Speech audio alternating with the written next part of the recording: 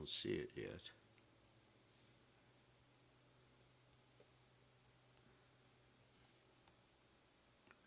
Uh-oh. Give me...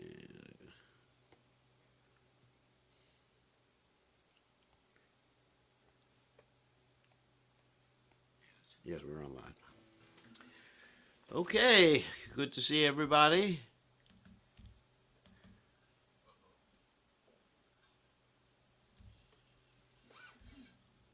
Uh-oh. Let's see, I have my sound on my phone. Okay. Here we go.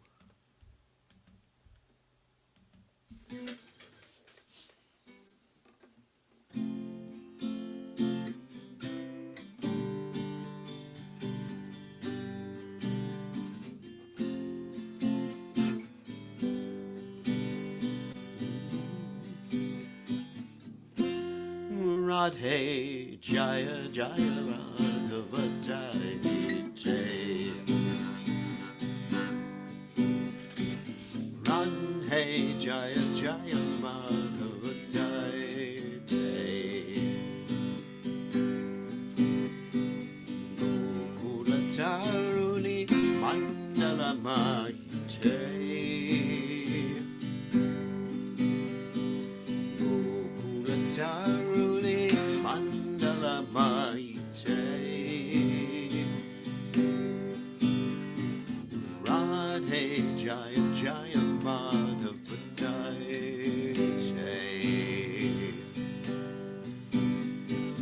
Radhe Jaya Jaya Madhava Jaya Damodara Pardana Veshe Adi Niskuta Vrina Vineshe Damodara Pardana Veshe Adi Niskuta Vrina Vineshe Radhe Jaya Jaya Madhava Jaya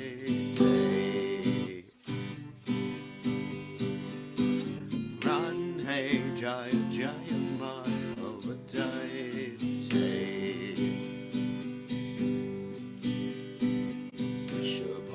Shabandati Namashashileke Lalita Saki Guna Ramitavi Shake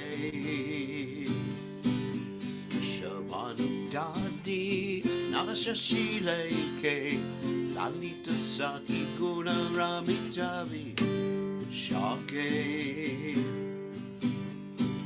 Radhe Jaya Jaya Madhava Jaya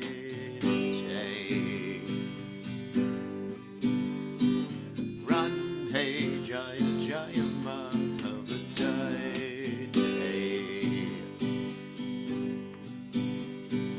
Karunam Guru Mai Karuna Bhadate Sanaka Sanatana Vanita Charite Karunam Guru Mai Karuna Bhadate Sanaka Sanatana Vanita Charite Radhe Jaya Jaya Madhava Jaya Radhe Jaya Jaya Madhava Jaya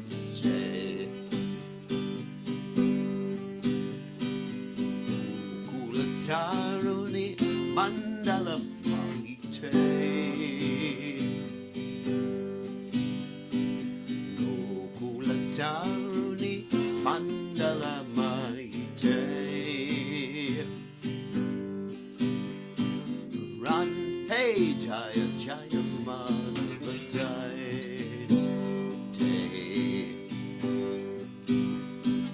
Radhe Jaya Jaya Madhava Jaya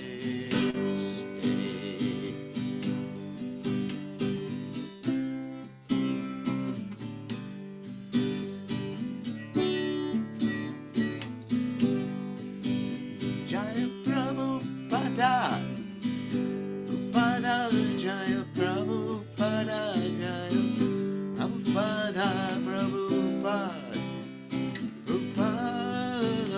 Prabhupada, Prabhupada, Nichai Ko, Haribo, Haribo, Haribo.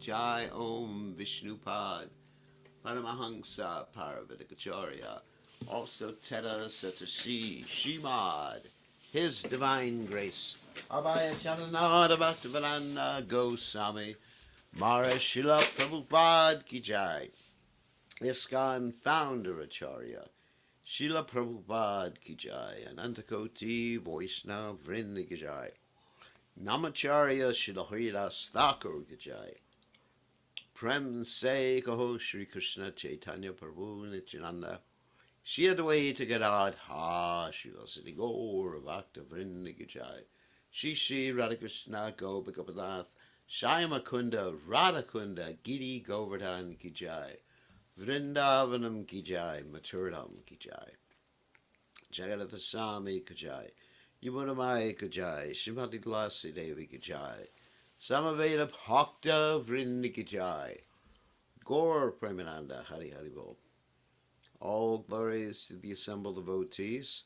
All glories to the assembled devotees. All glories to the assembled devotees.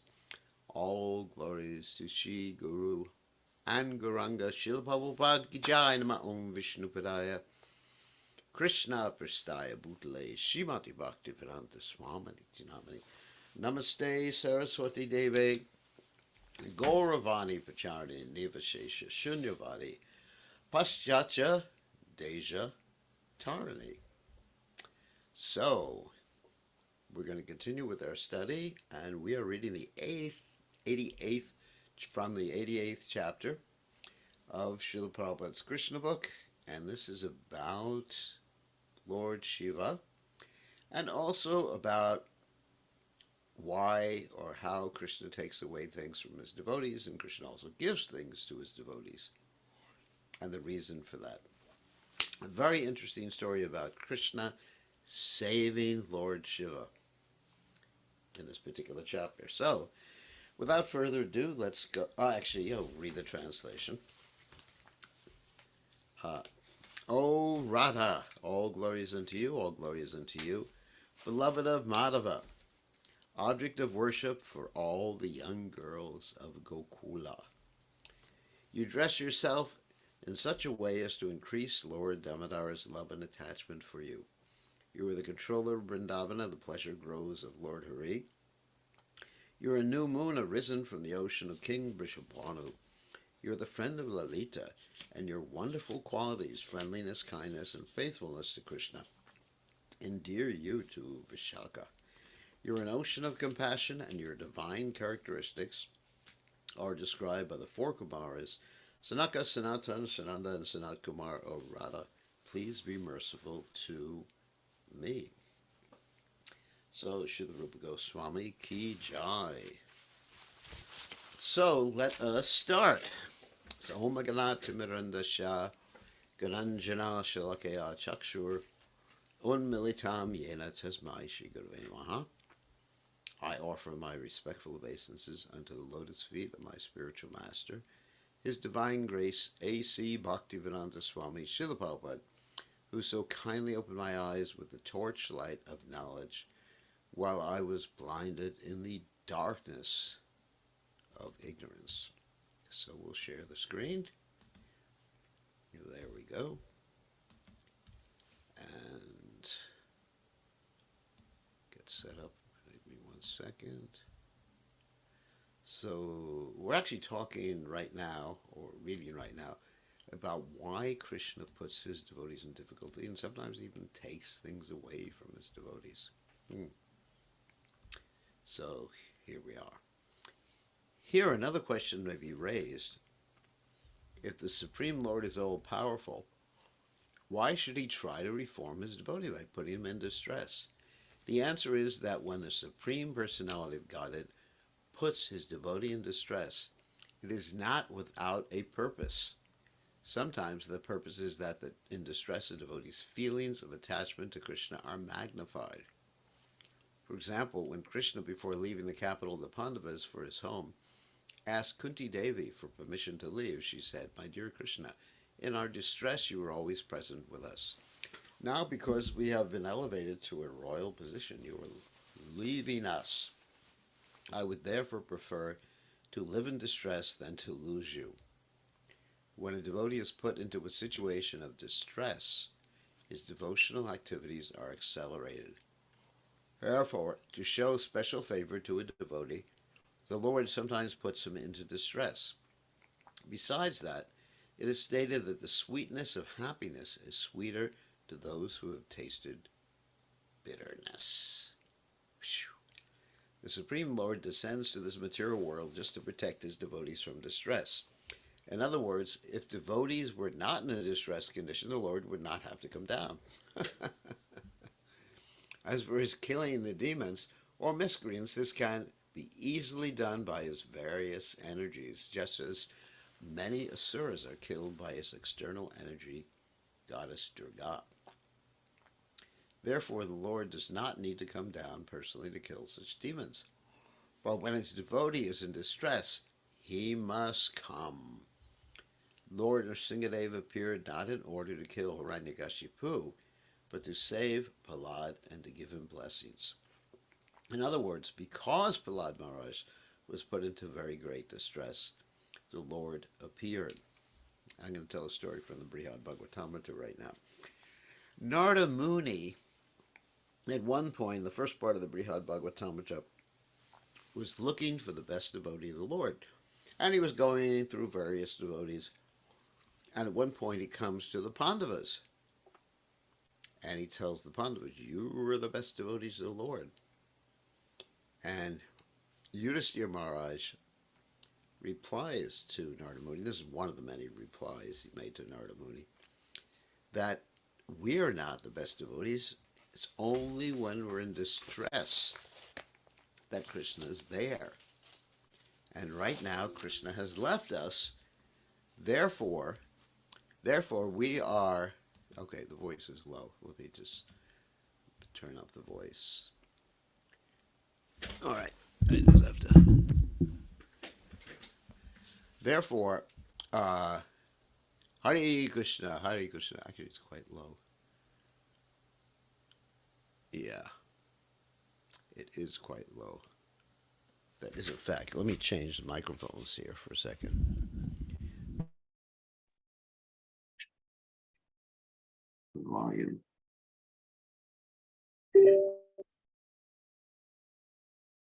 Give me 1 second.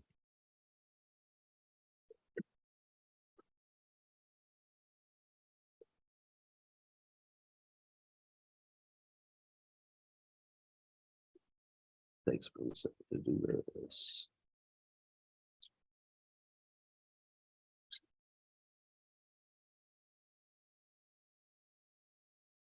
Oops. Doesn't even work. Let's see.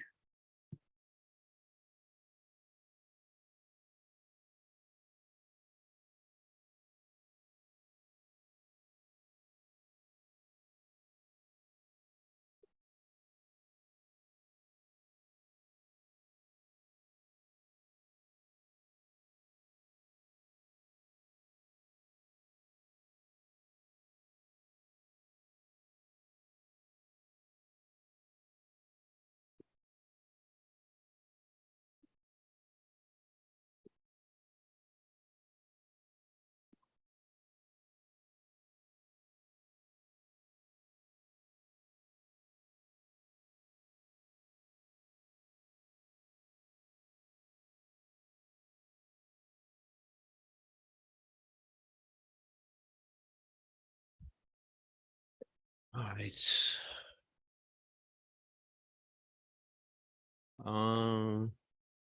Oops. Sorry about this. Hare Krishna, Hare Krishna, Krishna Krishna, Hare Hare, Hare Rama, Rama Rama, Hare Hare. Should be better now. All right, let's go. That should be better. right, sorry about that. Okay.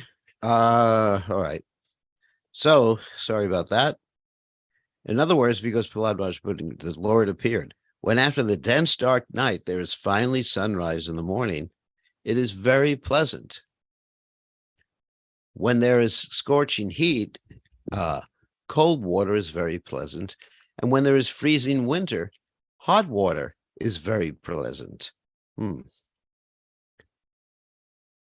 Similarly, when a devotee, after experiencing the distress of the material world, relishes the spiritual happiness awarded by the Lord, his position is still more pleasant and enjoyable.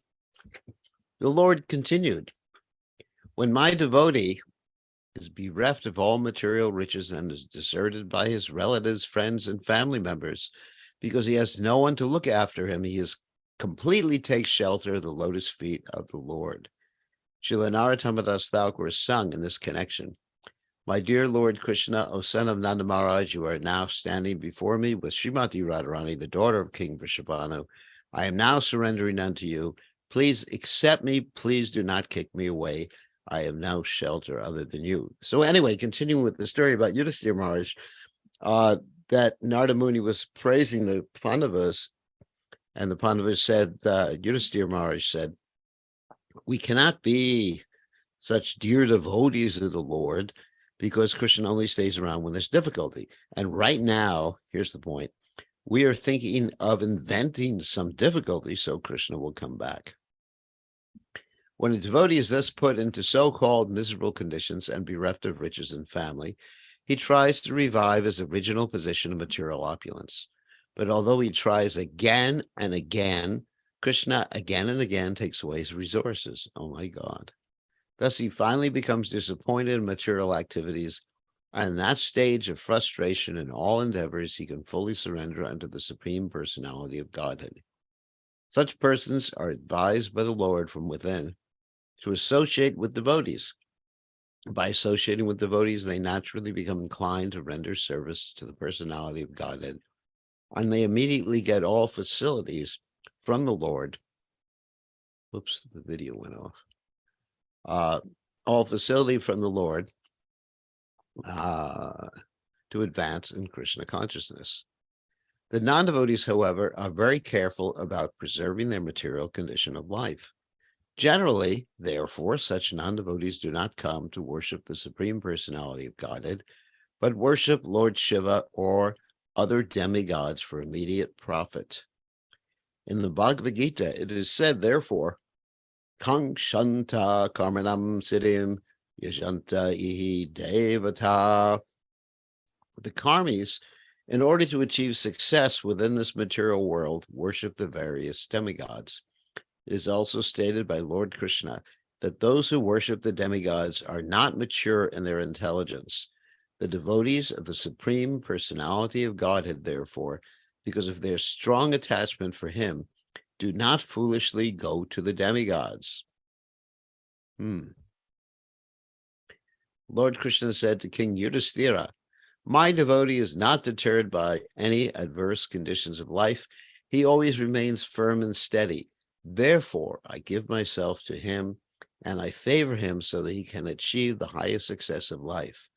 The mercy bestowed upon the tried devotee by the Supreme Personality is described as Brahma, which indicates the greatness of that mercy can be compared only to the all-pervasive greatness of Brahman. Brahma means unlimitedly great and unlimitedly expanding. That mercy is also described as Paramam, for it has no comparison within this material world, and it is also called Shukshmam, very fine. Not only is the Lord's mercy upon the tried devotee great and unlimitedly expansive, but it is of the finest quality of transcendental love between the devotee and the Lord. Such mercy is further described as Chin Matram, completely spiritual. The use of the word matram indicates absolute spirituality with no tinge of material qualities. That mercy is also called Sat, eternal. and Anantakam, unlimited. Since the devotee of the Lord is awarded such unlimited spiritual benefit, why should he worship the demigods? A devotee of Krishna does not worship Lord Shiva or Brahma or any other subordinate demigod. He completely devotes himself to the transcendental loving service of the Supreme Personality of Godhead. So actually, I'm going to describe right now a related story based upon a question that I was asked by one of the devotees listening to my class the other day. They asked me this question about the story of King Nriga. Now, if you remember, when we read the story of King Nriga, it was a very interesting story. King Nriga made a very, very tiny, not even mistake. It was inadvertent that a cow he had given to one Brahmin wandered back into his group of cows. And later on, he gave that cow to another Brahmin by accident. Okay. Wasn't his fault. But because of that one mistake, he had to become a lizard. Of course, that lizard was saved by Krishna. So the question that arose from this nice devotee was, just a little mistake, why did he become a lizard? That's a heavy punishment for making a little mistake. I mean, how many little, big, medium mistakes have we made? And so what is our future? What will be our future? So it appeared really heavy to that devotee. And I agreed. It's pretty heavy for making a mistake. However, relating to the discussion that we're having right now, the reading that we're having right now, we see that there was a purpose behind Krishna punishing him, or Yamaraj punishing him for a little mistake. What is the purpose? King Riga was too addicted to karma kanja activities. He knew about Krishna, yet he was addicted to karma kanja activities and perhaps thinking of them as even more important than devotional service. So Krishna, in order to correct his mentality, now referring to what we're reading about now, Krishna took everything away and made him a lizard. Yep. Showing him, and then saved him, showing him that Krishna consciousness is transcendental to all the karma kanja, Vedic rituals, and everything like that. So that was the actual reason, which is the same principle we're discussing here in this particular chapter, how when Krishna favors people who are deviating from one reason or other, Krishna may take things away and bring them back to their senses. Okay. Interesting explanation of how it wasn't such a harsh punishment. So Shukadeva Goswami continued, the demigods headed by Lord Brahma and Lord Shiva, and including Lord Indra, Chandra, Varuna, and others, are apt to be very quickly satisfied or very quickly angered by the good or ill behavior of their devotees. But this is not so with the Supreme Personality of Godhead, Vishnu. This means that every living entity within this material world, including the demigods, is conducted by the three modes of material nature, and therefore the qualities of ignorance and passion are very prominent within the material world. Those devotees who take blessings from the demigods are also infected with the material qualities, especially passion and ignorance. Lord Krishna has therefore stated in the Bhagavad Gita that to take blessings from the demigods is less intelligent when one takes benediction from the demigods, because when one takes benedictions from the demigods, the results of such benedictions are temporary. It's easy to get material opulence by worshiping the demigods, but the result is sometimes disastrous. As such, the benedictions derived from demigods are appreciated only by the less intelligent class of men.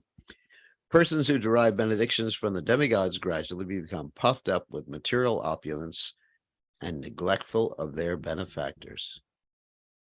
Shukadev Goswami addressed King Parikshit thus: My dear king, Lord Brahma, Lord Vishnu, and Lord Shiva, the principal trio of this material creation, are able to bless or curse anyone.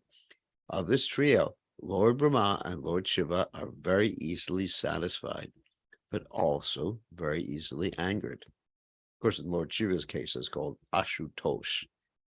That means pleased easily, angered easily.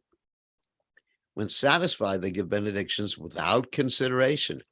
And when angry, they curse the devotee without consideration. Wow. But Lord Vishnu is not like that. Lord Vishnu is very considerate.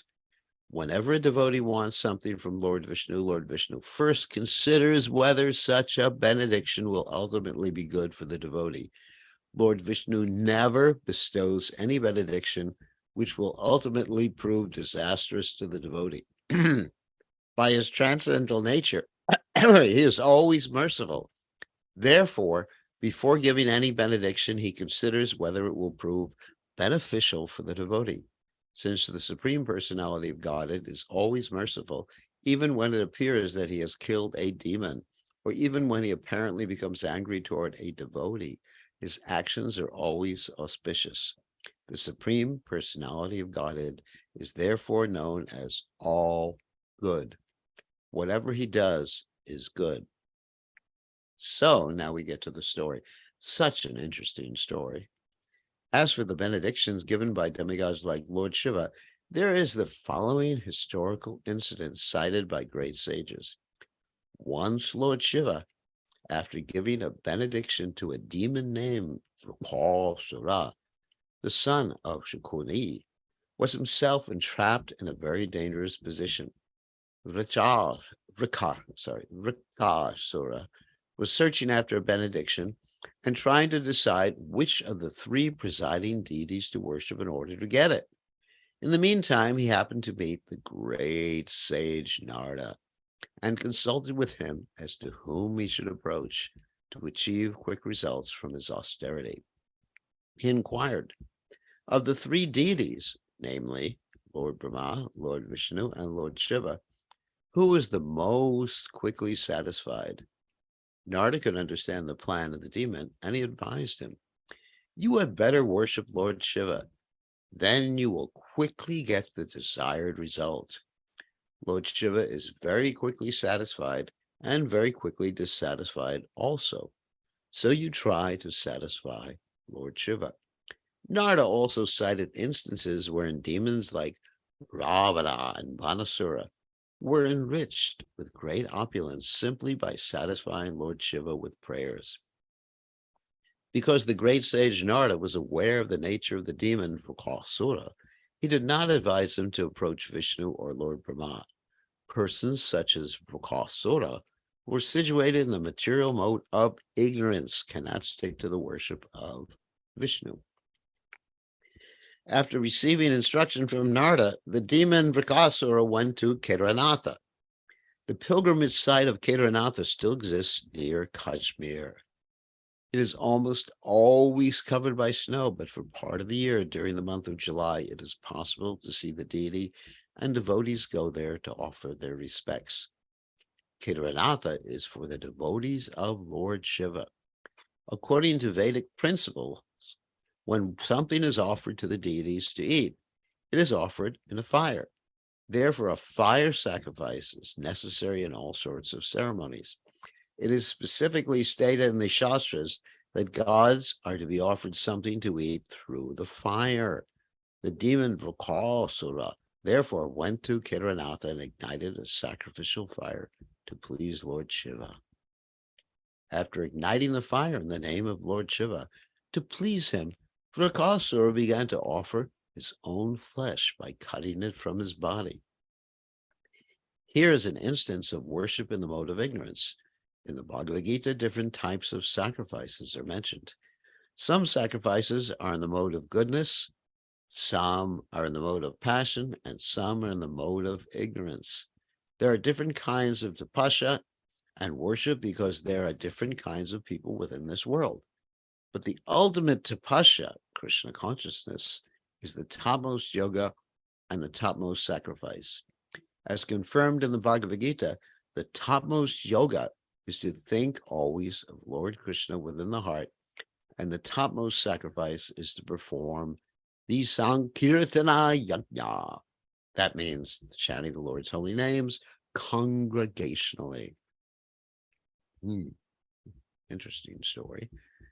In the Bhagavad Gita, it is stated that the worshippers of the demigods have lost their intelligence. It's Kamaikstashtagrata Prapajantena Devata. As revealed later in this chapter, Brakasura wanted to satisfy Lord Shiva for a third-class materialistic objective, which was temporary and without real benefit.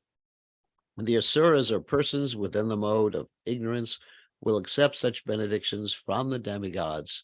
In complete contrast to this sacrifice in the mode of ignorance, the Archana Vidhi, that means the deity worship in the temple, process for worshiping Lord Vishnu or Krishna is very simple. Lord Krishna says in Bhagavad Gita that he accepts from his devotee even a little fruit, a flower, or some water, which can be gathered by any person, rich or poor. Of course, those who are rich are not expected to offer only a little water, a little piece of fruit, or a little leaf to the Lord. A rich man should offer according to his position. But if the devotee happens to be a very poor man, the Lord will accept even the most meager offering. The worship of Lord Vishnu or Krishna is very simple, and it can be executed by anyone in this world. But worship in the mode of ignorance, as exhibited by Vipal is not only very difficult and painful, but also is a useless waste of time. Therefore, the Bhagavad Gita says that the worshippers of the demigods are bereft of intelligence. Their process of worship is very difficult, and at the same time, the result obtained is flickering and temporary. Although Vrikasura continued his sacrifice for 6 days, in other words, he was offering flesh from his body into the sacrificial fire, he was unable to personally see Lord Shiva, which was his objective. He wanted to see him face to face and ask him for benediction. Here's another contrast between demons and devotees. A devotee is confident that whatever he offers to the deity in full devotional service is accepted by the Lord, but a demon wants to see his worshipable deity face to face so that he can directly take the benediction. A devotee does not worship Vishnu or Lord Krishna for any benediction. Nadanam, Nijanam, Nasundarim, Kavitam Va, Jagadisha Kamaya. Therefore, a devotee is called a kama, free of desire, and a non-devotee is called sarva kama, or desirous of everything. In other words, but on the other hand, a devotee is asking for pure devotional service and for the ability to please the Lord. On the 7th day, the demon Vrikasura decided that he should cut off his head and offer it to satisfy Lord Shiva. Thus, he took a bath in a nearby lake, and without drying his body and hair, he prepared to cut off his head. According to the Vedic system, an animal to be offered as a sacrifice has to be bathed first, and while the animal is wet, it is sacrificed. When the demon was thus preparing to cut off his head, Lord Shiva became very compassionate. This compassion is a symptom of the quality of goodness. Lord Shiva is called Trilinga, a mixture of the 3 material qualities. Therefore, his manifestation of the nature of compassion is a sign of the quality of goodness. This compassion, however, is present in every living entity. The compassion of Lord Shiva was aroused not because the demon was offering his flesh into the sacrificial fire, but because he was about to commit suicide. This is natural compassion. Even if a common man sees someone preparing to commit suicide, he will try to save him. He does so automatically. There's no need to appeal to him. Therefore, when Lord Shiva appeared from the fire to check the demon from suicide, it was not done as a very great favor to him. Lord Shiva's touch saved the demon from committing suicide. His bodily injuries immediately healed, and his body became as it was before. Then Lord Shiva told the demon, "My dear Vikasura, you do not need to cut off your head. You may ask from me any benediction you like, and I shall fulfill your desire. I do not know why you wanted to cut off your head to satisfy me. I become satisfied even by an offering of a little water." Actually, according to the Vedic process, the Shiva Linga in the temple, or the form of Lord Shiva in the temple, is worshipped simply by offering Ganges water, because it is said that Lord Shiva is greatly satisfied when Ganges water is poured upon his head. Generally, devotees offer Ganges water and the leaves of the Bilva tree, which are especially meant for offering to Lord Shiva and Goddess Durga. The fruit of this tree is also offered to Lord Shiva. Lord Shiva assured Vakasura that he is satisfied by a very simple process of worship. Why then was he so eager to cut off his head? And why was he taking so much pain by cutting his body to pieces and offering it into the fire? There was no need of such severe penances. Anyway, out of compassion and sympathy, Lord Shiva prepared to give him any benediction he liked. When the demon was offered this facility by Lord Shiva, he asked for a fearful and abominable benediction. The demon was very sinful, and sinful persons do not know what sort of benediction should be asked from the deity. Therefore, he asked Lord Shiva to bless him with such power that as soon as he would touch anyone's head, it was immediately crack, and the man would die. The demons are described in Bhagavad Gita as dushkritis, or miscreants. Kriti means very meritorious. When du is added, it means abominable. Instead of surrendering unto the Supreme Personality of Godhead, the dushkritis worship different demigods to derive abominable material benefits. Although the dushkritis have brain power and merit, their merit and brain power are used for abominable activities. Sometimes, for example, materialistic scientists invent a lethal weapon, like the atomic bomb. The scientific research for such an invention certainly requires a very good brain. But instead of inventing something beneficial to human society, they invent something to accelerate death, which is already assured to every man. They cannot show their meritorious power by inventing something which can save man from death. Instead, they invent weapons which accelerate the process of death. Similarly, Mrikasura, instead of asking Lord Shiva for something beneficial to human society, asked for something very dangerous to human society. Lord Shiva is powerful enough to give any benediction, so the demon could have asked for something beneficial from him. But for his personal interest, he asked that anyone whose head would be touched by his hand would at once die. Lord Shiva could understand the motive of the demon, and he was very sorry that he had assured him whatever benediction he liked. He could not withdraw his promise, but he was very sorry in his heart that he was to offer him a benediction so dangerous to human society. Devotees of the personality of Godhead never ask any benediction from Lord Vishnu or Krishna, or even if they ask something from the Lord, it is not at all dangerous to human society. That is the difference between the demons and the devotees, or the worshippers of Lord Shiva and the worshippers of Lord Vishnu. While Shukadev Goswami was narrating the history of Rakasura, he addressed Maharaj Pariksha as Bharata, referring to King Parikshit's birth in a family of devotees. Maharaj Pariksha was saved by Lord Krishna while in his mother's womb. Later, he could have asked Lord Krishna to save him again from the curse of a Brahmin, but he did not do so. The demon, however, wanted to become immortal by killing everyone with a touch of his hand. Lord Shiva could understand this, but because he had promised, he gave him the benediction. So, actually, as far as Parikshit Maharaj, he was cursed by the Brahmin Shingi, and he never asked Krishna for anything for himself. He just took the curse that he would die within 7 days as a benediction so he could hear and chant about the Supreme Personality of Godhead and ultimately go back to Godhead. The demon, however, being very sinful, immediately decided he would use the benediction to kill Lord Shiva and take away Gauri Parvati for his personal enjoyment. Of course, Gauri Parvati is Lord Shiva's wife. He immediately decided to place his hand on the head of Lord Shiva. Thus, Lord Shiva was put into an awkward position because he was endangered by his own benediction to a demon.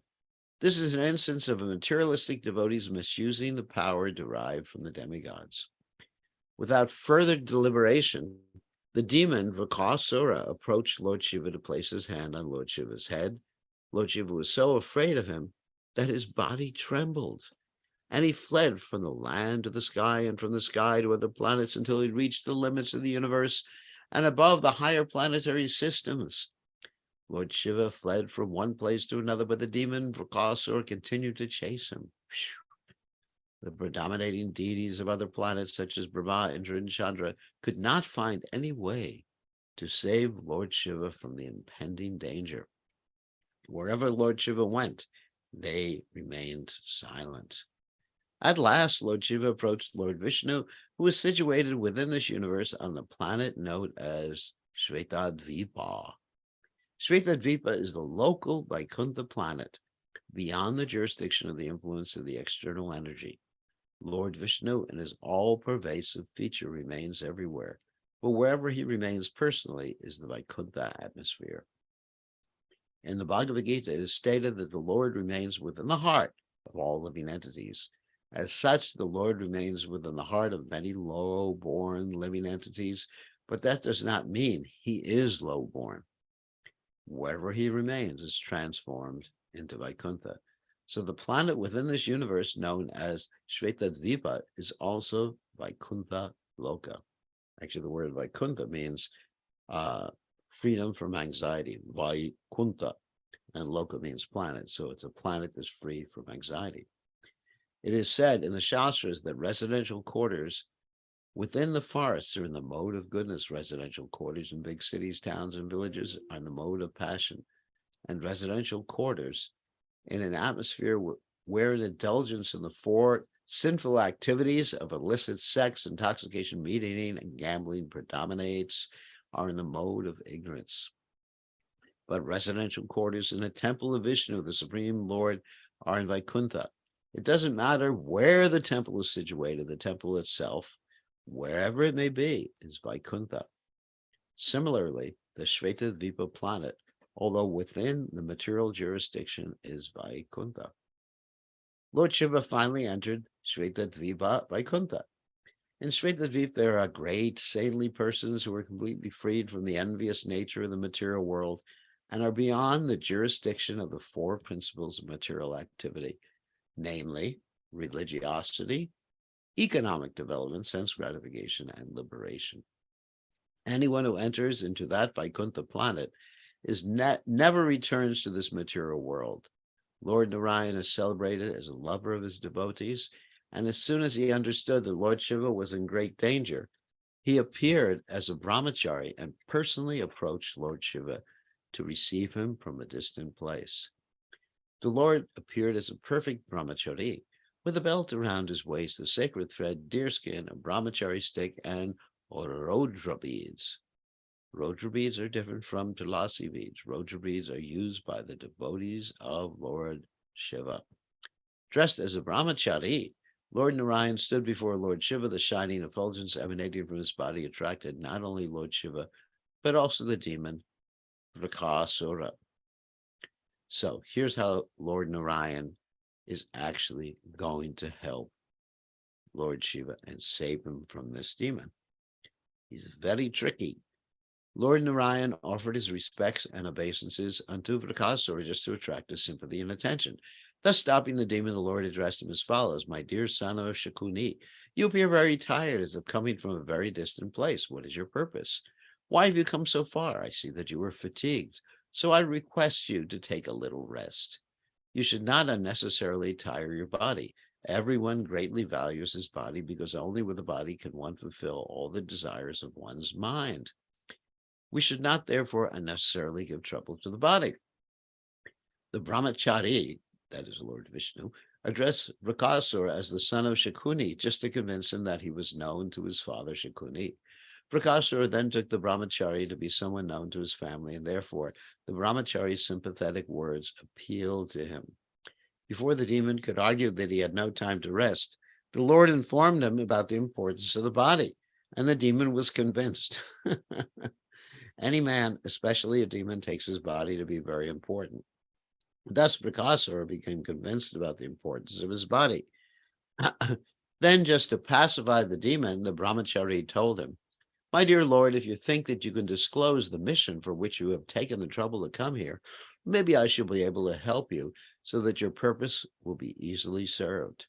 Indirectly, the Lord informed him that because the Lord is the supreme Brahman, he would certainly be able to adjust the awkward situation created by Lord Shiva. The demon was greatly pacified by the sweet words of Lord Narayan in the form of a brahmachari, and at last he disclosed all that had happened in regard to the benediction offered by Lord Shiva. The Lord replied to the demon as follows: "Pretty tricky. I myself cannot believe that Lord Shiva has in truth given you such a benediction. As far as I know, Lord Shiva is not in a sane mental condition. When he had a quarrel with his father-in-law Daksha, he was cursed to become a pisacha ghost. Thus he has become the leader of the ghosts and goblins. Therefore, I cannot put any faith in his words. But if you still have faith in the words of Lord Shiva, my dear king of the demons, then why don't you make an experiment by putting your hand on your own head? If the benediction proves false, then you can at once kill this liar, Lord Shiva, so in the future he will not dare to give out false benedictions." In this way, by Lord Narayan's sweet words and by the expansion of his superior illusion, the demon became bewildered, and he actually forgot the power of Lord Shiva and his benediction. He was thus very easily persuaded to put his hand on his own head. As soon as the demon did that, his head cracked as if struck by a thunderbolt, and he immediately died. The demigods from heaven showered flowers on Lord Narayan, praising him with shouts of all glories and all thanksgiving. And they offered their obeisances to the Lord. On the death of Rakasura, all the denizens in the higher planetary systems, namely the demigods, the Pitris, the Gandharvas, and the inhabitants of Janaloka, all showered flowers on the personality of Godhead. Let's see how much more we have in this chapter. Oh, no, we can finish up the chapter. Thus, Lord Vishnu, in the form of Brahmachari, released Lord Shiva from the impending danger and saved the whole situation. Lord Narayan then informed Lord Shiva that this demon, Bakasura, was killed as a result of his sinful activities. He was especially sinful and offensive because he wanted to experiment on his own master, Lord Shiva. Lord Narayan then told Lord Shiva, "My dear Lord, a person who commits an offense to great souls cannot continue to exist. He is vanquished by his own sinful activities, and this is certainly true of this demon, who has committed such an offensive act against you. Thus, by the grace of the Supreme Personality of Godhead Narayan, who is transcendental to all material qualities, Lord Shiva was saved from being killed by a demon. Anyone who hears this story with faith and devotion is certainly liberated from material entanglement as well as from the clutches of his enemies." Thus ends the Bhaktivedanta purport of the 88th chapter of Krishna, the deliverance of Lord Shiva. Such an interesting story. Okay, so now we can take questions. Questions. We'll allow you to unmute yourselves. Hold on a second. Okay, you are now officially allowed to unmute yourselves. You can type in the text window if you have a question, the chat window, if you have a question, or Rishikesh. Hare Krishna Gurudev. Accept my wishes, sir. So my blessings, you have a question. Yeah, I just wanted to know this demon, how come he got qualification to go to higher planets, even though he was demon? Well, demons are actually very powerful. They do have abilities, mystic powers and everything like that. So he had power somehow or other. I heard, for higher planets, so you need mode of goodness. Anyone Yeah, in mode of yeah. Demon can go to the higher planets. I mean, the demons sometimes take over the higher planets. And in this particular yeah, case, the Lord allowed him to come to this Vaikuntha Loka within the material world, this Shveta Vipa, because it was the Lord's pastimes. right. I mean, maybe ordinarily a demon couldn't go to Shveta Vipa, which is not just a higher planet, it's a Vaikuntha planet within the material world. But because it was the Lord's pastimes, the Lord allowed him to have a special entry. Got it. Thank you, Guru. Okay, good question. So, who else has a question or a comment? You can type in the chat window, you can raise your hand, or you can unmute yourself. Oh, no one has a question. So what do we learn from this chapter? Well, first of all, we learn that whatever Krishna does is for our own good, whether he takes away things or gives us things, we have to have that faith that Krishna loves us so much that he's doing whatever necessary to bring us to him. And he's removing impediments that keep us from coming to him. And he wants us to come to him as soon as possible. And Krishna is an anxiety over our plight. He actually loves us so much, even though he doesn't ontologically need us. Because in the spiritual world, Lakshmi Sahasra Sata Sambrahma Sivamanam, Krishna has unlimited Lakshmis, goddesses of fortune. I mean, what can we contribute to Krishna? But real love means that you love someone, you want to help them, even though they are not giving anything or couldn't potentially give anything to you. That's amazing. And that is the real love the Lord has for us. And so we should understand that if we're put in difficulty, it is the Lord's love. There's a thing called tough love too. So if there's no questions, we still got another 6 minutes. Jagat, you have a question. The talk about the devotee having to be put into distress to relish the happiness. Doesn't that just sound like more duality? Sounds like it. But that's if the devotee is already in the platform of duality. If a person is on the platform of pure devotional service, then distress is not necessary in order to experience the happiness of Krishna consciousness. Then it's Kevalananda Kanda. But in the beginning, to give us impetus in this material world, it's necessary for us to see the contrast between serving Krishna and the happiness of Krishna consciousness and the distress in trying to serve Krishna's illusory energy. So I would say for pure devotees, no, there's no duality like that, or no. But Krishna uses this duality between happiness and distress to push us or pull us closer to him. Okay? Good question. Actually, that's a good question. Isn't that duality? Because we say that in the material world, that what is that? Boga Tiaga, Sukha Dukkha, Chapala Sukha, we have all these different expressions. And Prabhupada actually said to enjoy anything in this material world, like if you want to enjoy eating, you have to stop eating for some time. And actually and I've explained this many times, all material happiness is based upon some need or lack that we have. Like, for example, if I am not hungry, if I don't need food, eating food is probably going to just make me sick rather than make me happy. Unless I have some mental challenges, where food represents love or something like that. So, and any of these things like sex desire is the same thing. There's an agitation. You say someone is agitated, and then the release of that agitation is apparently happiness.